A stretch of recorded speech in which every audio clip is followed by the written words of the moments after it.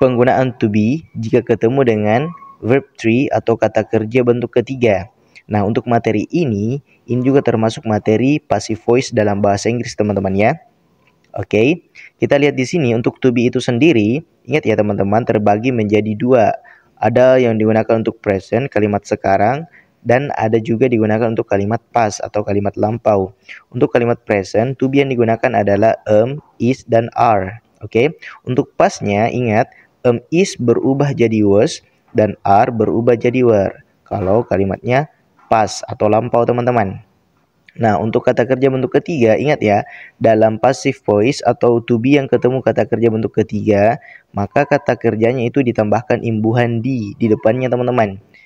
Itu pada kata kerjanya ya, contohnya, makan jadi dimakan, minum jadi diminum. Jadi seperti itu nanti untuk perubahan katanya, teman-teman, ditambahkan imbuhan di. Oke, ini contoh ya teman-teman, perubahan kata kerja nih dari bentuk pertama, kedua, dan ketiga. Contohnya nih, makan ya, eat, ate, eaten, bentuk ketiganya eaten. Membuat, make, made, made, bentuk ketiganya made. Nah, sebentar, untuk kata kerja bentuk ketiga ini kalau ketemu to be maka ditambahan di, teman-teman ya, ada tambahan di. Jadi dimakan dan dibuat seperti itu.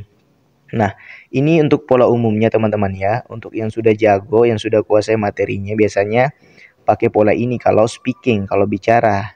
Namun kalau kita baru belajar nih, teman-teman ya, kita pakai pola yang ini aja supaya lebih khusus dan lebih paham untuk polanya nanti. Oke.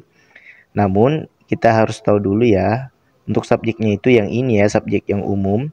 I, you, we, they, he, she, it. Nah, untuk I itu to be-nya you, we, they, are, he, she, it itu is.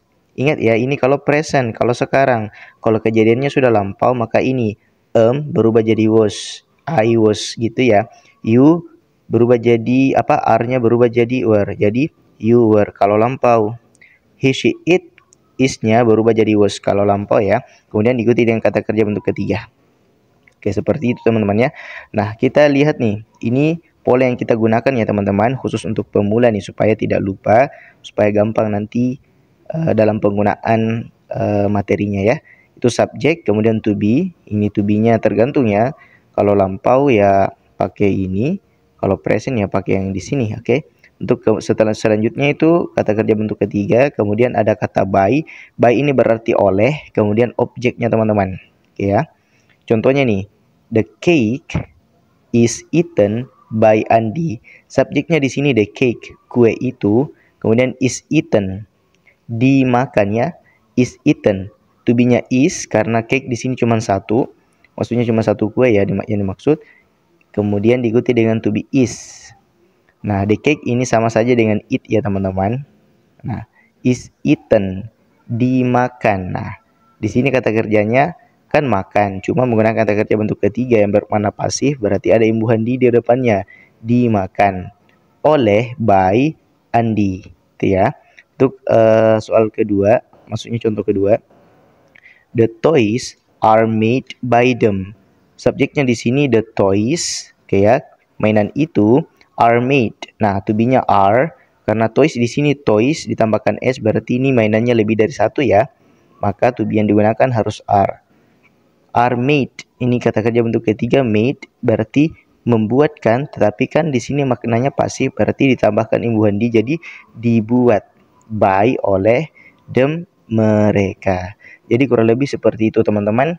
Kalau kalian masih bingung karena ini materinya lumayan berat sih, silahkan teman-teman tanyakan aja ya, nanti aku coba jawab untuk video selanjutnya.